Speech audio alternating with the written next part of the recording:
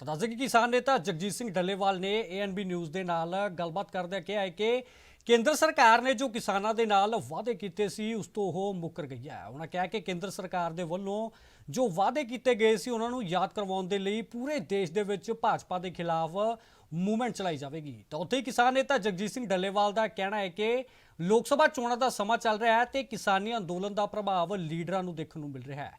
ਤੇ ਅੱਜ ਭਾਜਪਾ ਦੇ ਲੀਡਰ ਜਾਂ ਫਿਰ ਹੋਰ ਪਾਰਟੀਆਂ ਦੇ ਲੀਡਰ ਐਮਐਸਪੀ ਡਾਕਟਰ ਸਵਾਮੀਨਾਥਨ ਰਿਪੋर्ट ਦੀ ਗੱਲ ਕਦੇ ਨਾ ਕਰਦਿਆਂ ਇਸ ਮੌਕੇ ਉਹਨਾਂ ਹੋਰ ਕੀ ਕੁਝ ਕਿਹਾ ਆਓ ਜਾਣਦੇ ਹਾਂ।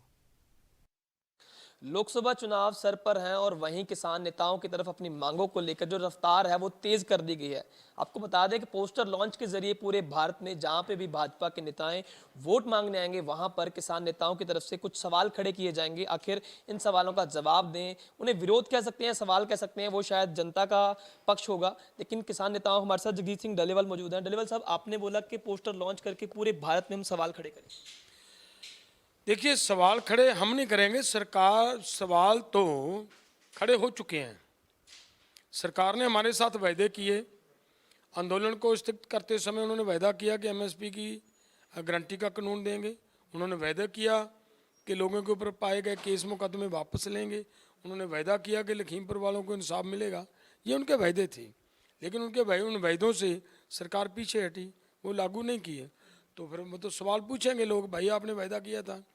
फिर इसके अलावा और भी वायदे किए। ये वायदा किया 2011-12 में लोगों के साथ भी वायदा किया सरकार ने। ये कहा कि एमएसपी की गारंटी का कानून देंगे, और उसके बाद फिर चुनाव हमारा आंदोलन स्थगित करते समय भी ये कहा। दो बार वायदा हो गया। लोगों के साथ चुनाव में ये वायदा किया कि हम आपको डॉक्टर स्वामीनाथन की रिपोर्ट लागू करेंगे। ये भी वायदा किया कि किसानों की ऋण मुक्ति की जाएगी। सब वायदे किए हुए हैं।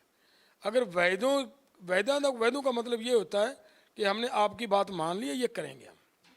अगर मान ली गई है हमारी बात, आप करोगे, तो फिर वो हमारी कोई मांग नहीं होती, वो तो वायदा होता है। वायदा याद दिलवाना हमारी ज़रूरत है, हमारा समय की ज़रूरत होती है। अब भी तो वो वायदे करेंगे ना, अब दोबारा आएंगे, अनेकों वायदे आप भी करेंगे। तो फिर पूछेंगे ना कि भाई पहले वाले वायदों का क्या हुआ, उन पर तो बताओ, उन पर तो अपनी स्थिति स्पष्ट करो ना। तो वो वायदे जो किए हुए हैं वो याद दिलाने, हम वो वायदे याद दिलाने जा रहे थे। अब उनके साथ सवाल और भी खड़ा हो गया कि हम वायदा याद दिलवाने जा रहे थे। कितनी ज़बरदस्त मजबूत बैरिकेडिंग की गई हरियाणा की और पंजाब की सरहदों के ऊपर, और उसके अलावा किस तरीके से इतनी हैवी शेलिंग हुई वो भी आपने देखा। गोलियां सीधी चलाई गई वो भी आपने देखा। 400 के करीब किसान हमारा शहीद हुआ। ये सब जितना कुछ देखा, जिस बर्बरता के साथ वो सरकार किसानों के साथ पेश आई, उनके साथ पेश आई जो वायदे याद दिलवाने जा रहे थे। फिर और भी वो हमारी उनके प्रति सवाल खड़ा हो जाता है कि भाई फिर बताओ कि ये तो लड़का जो आ रहा था, इसके हाथ में कोई तोप तो नहीं थी, ये तो खाली हाथ आ रहा था, तो क्या कसूर था? आपका वायदा नहीं हम याद दिला सकते क्या? हम लोकतंत्र देश में रहते हैं। हमारे प्रधानमंत्री जी जगह जगह पे जाकर ये कहते हैं कि दुनिया का सबसे बड़ा लोकतंत्र भारत है।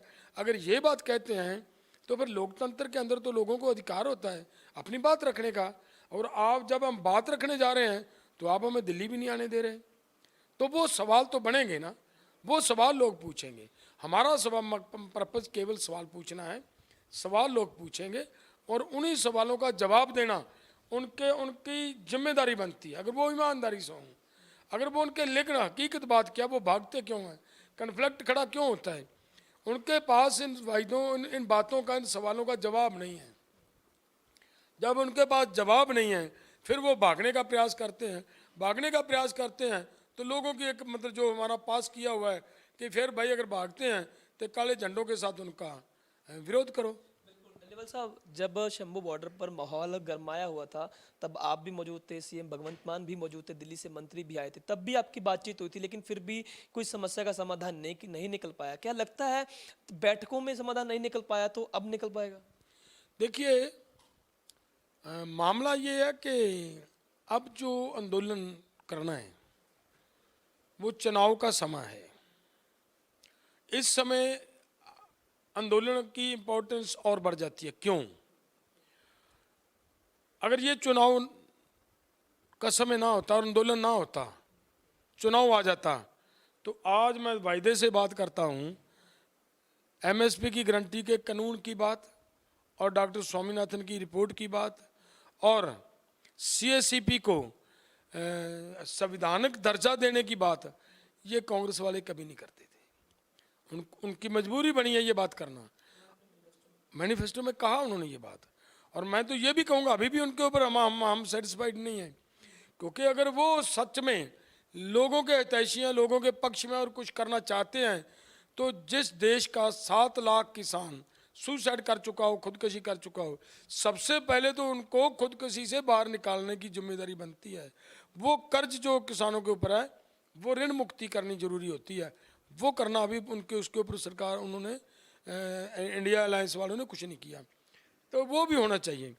तो मेरा कहने का मतलब ये है कि आंदोलन के दौरान हमारा पर्पज़ ये है कि चोन मैनिफेस्टो में का हिस्सा बने किसान के डिमांड्स, और अब वो डिबेटों का हिस्सा बनेगी, चर्चा का हिस्सा बनेगी।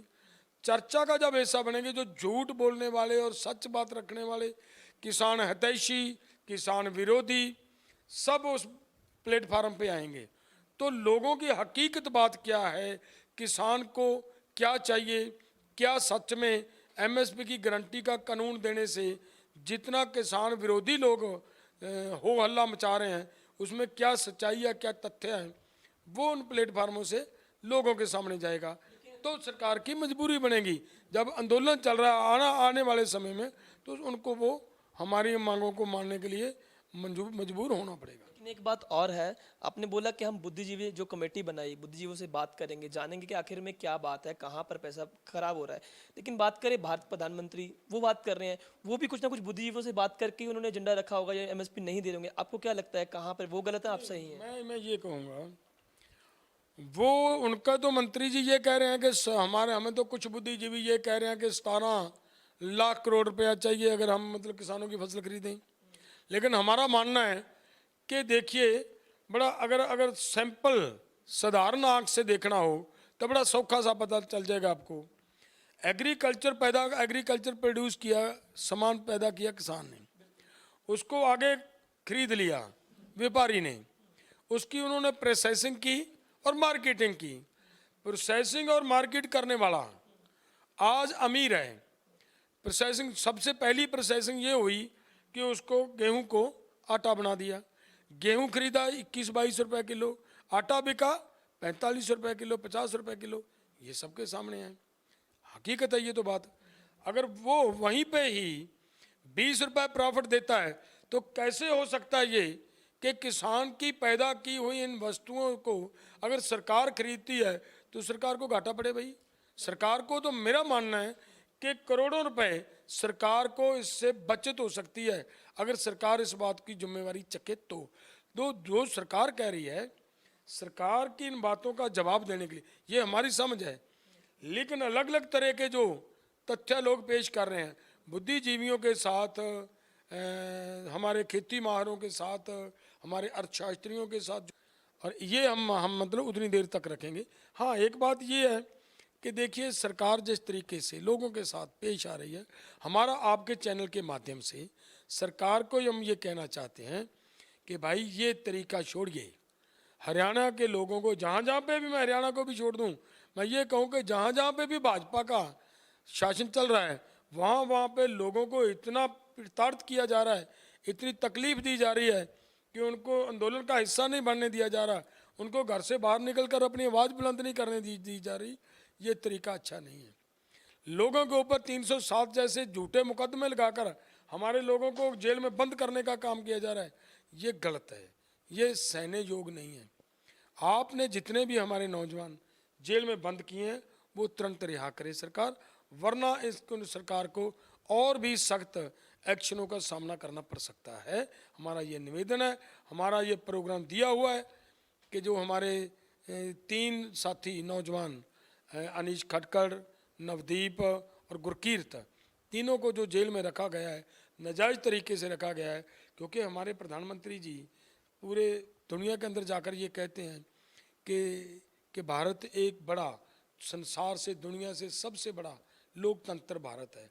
अगर सबसे बड़ा लोकतंत्र भारत है तो फिर भाई ये तो आवाज़ तो बुलंद करने का राइट देना पड़ेगा लोगों को।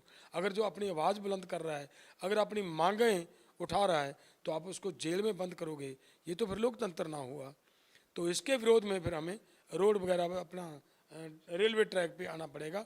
आपकी भाजपा के पुतले जलाने के लिए मजबूर होना पड़ रहा है। बातचीत करने के लिए बहुत बहुत धन्यवाद। जगजीत सिंह डलेवाल का दावा यही है, किसी भी तरीके से हम अपनी जो मांगे हैं उनको पूरे भारत तक के लोगों तक लेके जाएंगे। अगर किसी भी तरह की नौबत आई तो वहां पर हम जरूर पहुंचेंगे। चंडीगढ़ से कैमरामैन विनोद के साथ ANB न्यूज़ के लिए